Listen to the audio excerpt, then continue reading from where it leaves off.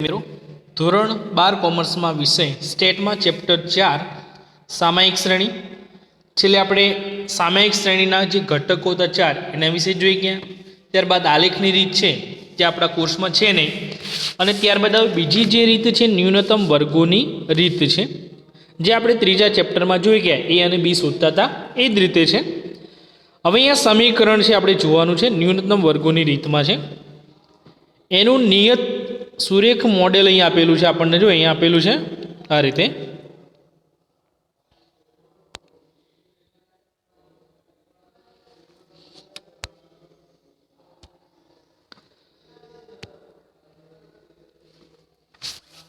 કે a વત્તા bx આપણે અહીં આપેલું છે કે y કેપ બરાબર a વત્તા bt, આપણે ત્યાં bx આપતા આપણને ત્રીજા ચેપ્ટરમાં, અહીંયા એની જગ્યાએ આપણને b અને t એટલે સમય, એમ તમને ટીની રકમ આપેલી હશે એટલે આપણે એને નિરપેક્ષ ચલ કહીએ છીએ, જ્યારે સાપેક્ષ ચલ એટલે y કહીએ છીએ।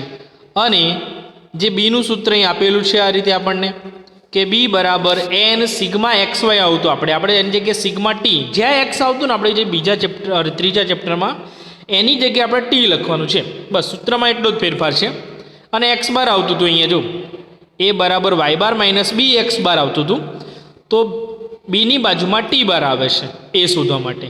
પણ બીનું સૂત્ર જોઈએ, n sigma ty minus sigma t sigma y છેદમાં n સિગ્મા t નો વર્ગ માઇનસ કૌંસની અંદર સિગ્મા t એની 12 વર્ગ આપેલો છે।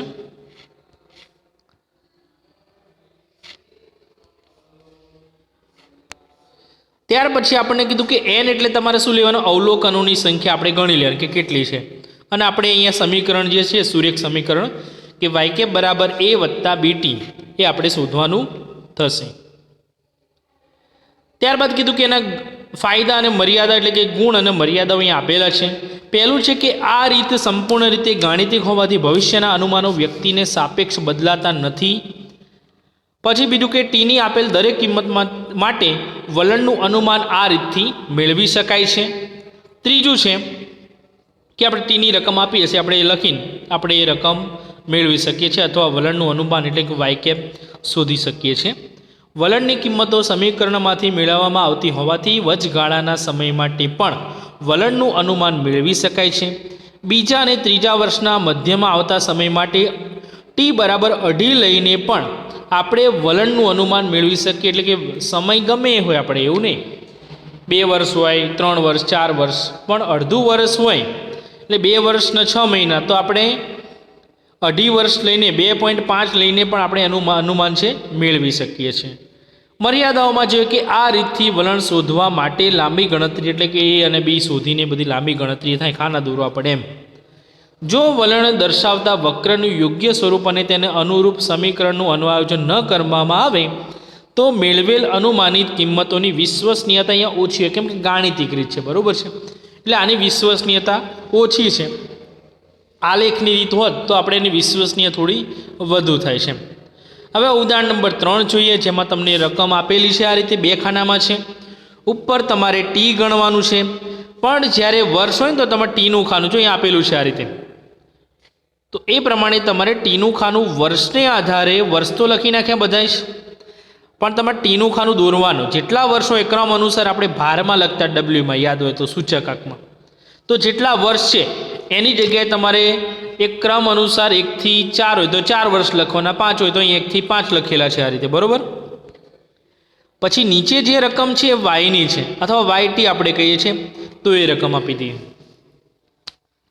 પછી કીધું કે સુરેખ સમીકરણ શોધો ન્યૂનતમ વર્ગોની રીતથી, અને 2017, હવે જો અહીંયા 2016 આવે, બરાબર, પછી 2017 આવે, હવે 17 એટલે 2015 ને આપણે 5 લઈએ છીએ, જો અહીંયા ટીમાં કેટલા લીધા છે 5, તો આને કેટલા લેવાય 6 લેવાય, બરાબર, તો 17 ને કેટલા લેવા પડશે 7, એટલે ટી બરાબર આપણે 7 લખવા પડશે। છેલ્લે જ્યારે a વત્તા bt સમીકરણ મળે ને એમાં આપણે ટીની જગ્યાએ 7 લખવાના થશે, બરાબર। તો ગણતરીની શરૂઆત કરીએ હવે। ત્યાર પછી ક્રમ અનુસાર ખાના તો દોરી નાખ્યા, પહેલું ખાનું છે વર્ષનું, બીજું y જે રકમના બંને ખાના, વર્ષને આધારે આપણે ટી શોધવાનું અહીંયા આપેલું છે,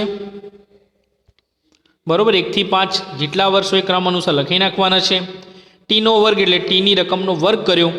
1નો વર્ગ 1, 2નો વર્ગ 4, 3નો વર્ગ 9, 4નો વર્ગ 16 અને 5નો વર્ગ છે 25.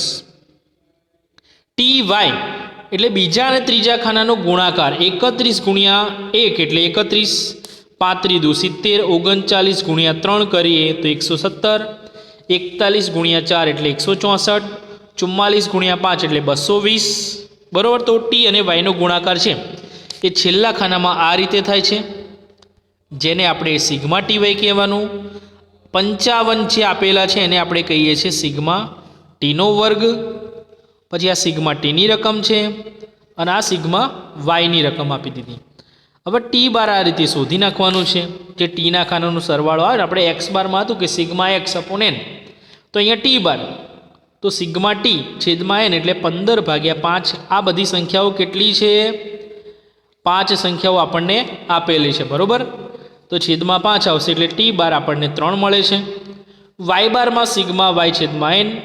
હવે વાયનો સરવાળો જે આપણે અહીં લખેલો છે જો 190, 190/5 કરે એટલે કેટલા આવશે? વાય બારમાં 38 આવે છે.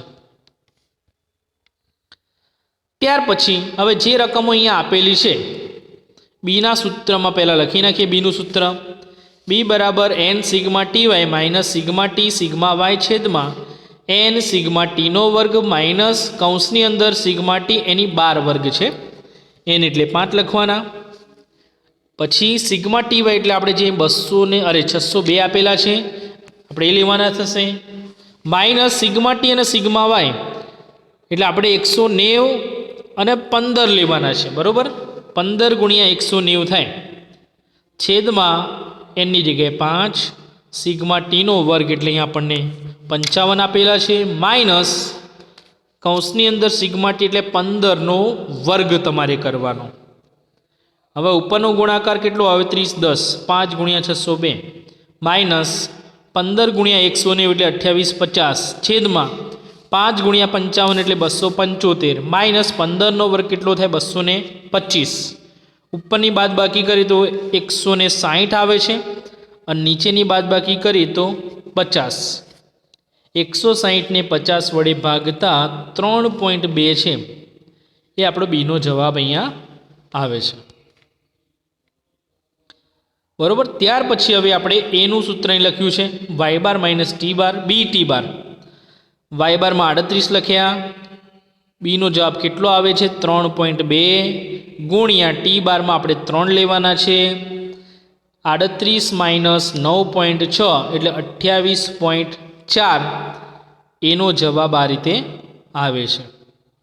સમીકરણ લખીએ હવે એ વત્તા બીટી 28.4 વત્તા બી એટલે 3.2 અને ટીની જગ્યાએ ટી. હવે આ તો સમીકરણ લખ્યું. શરૂઆતમાં તમને કીધું હતું યાદ હોય તો કે 2017 છે ને એટલે આપણે ટી બરાબર કેટલા લેવાના છે? 7. કેમ કે 2015માં આપણે 5 લખ્યા હતા. 2016માં કેટલા થાય? ટી એટલે 6 અને 2017 હોય તો આપણે ટી બરાબર છે 7 લેવાના થશે. તો હવે 7 મૂકીને આપણે જવાબ છે વાય કેપનો એ શોધી નાખીએ છીએ. લખ્યું અહીંયા ટી બરાબર કેટલા? 7 લેવાના. હવે સમીકરણ આખું હતું એ લખી નાખ્યું. એમાં ટીની જગ્યાએ 7 લખ્યા છે. 3.2 ગુણ્યા 7 28.4 વત્તા 22.4 એટલે 50.8. અને તમારા વાયમાં જે એકમ હોય ને આપણે ફરજિયાત લખવાનો એટલે લખ્યું વાય કેપ બરાબર રૂપિયા 50.8 લાખ છે 2017 માટેની નફાની વલણની અનુમાનિત કિંમત થાય રૂપિયા 50.8 છે લાખ. બરાબર, તો ઉદાહરણ નંબર 3 છે. પછી ઉદાહરણ નંબર 4 એ પણ એ જ રીતે છે. એટલે બંને ઉદાહરણ છે તમારે લખવાના અને સ્વાધ્યાયમાં તમને સ્વાધ્યાય 4.2 છે. બરાબર, એ જ પ્રમાણે દાખલો છે. સુરેખ સમીકરણનું અન્વયન કરો. 2017 એટલે કેટલા થાય? હવે જો અહીંયા તમારે ટી બરાબર 1 2 3 4 5 6 અને 7. બરાબર, હવે તો 2017 છે ને તો એમાં 2017માં તમારે કેટલા લેવાના થાય? 9 લેવાના થશે ટી બરાબર. કેમ કે 2015માં તમને આપ્યું 7, 2016માં કેટલા થાય 8 અને 2017ના મૃત્યુદરનું અનુમાન કરો એટલે તમારે ટી બરાબર છેલ્લે 9 લેવાના. આપણે 7 લીધા ઉદાહરણમાં છે એ રીતે. પછી બીજો દાખલો છે, એમાં પણ તમારી રીતે કરવાનું. ટી બરાબર 1, 2, 3, 4, 5, 6, 7 અને 8 એટલે તમારે એ શોધવાનો અને બી શોધવાનો, બરાબર. અને છેલ્લે ટી બરાબર તમારે કેટલા લેવાના 2015-16 માટે કેટલા લેવાના થાય તો એમાં પણ તમારે 9 જ લેવાના. છેલ્લે 2014-15માં છે ને 14-15માં 8 લીધા છે, બરાબર. હવે તમારે અનુમાન શેનું કરવાનું છે તો 2015-16 માટેના આંકનું અનુમાન મેળવો એટલે 2015-16માં ટી બરાબર તમારે 9 લઈને આ બંને દાખલા તમારે હોમવર્કમાં છે ગણી નાખવાના. ઉદાહરણ પ્રમાણે ખાના દોરવાના. પહેલાં બીનું ટી બાર શોધવાનો, વાય બાર શોધી નાખવાના. બીનું સૂત્ર મૂકીને બીની ગણતરી કરવાની.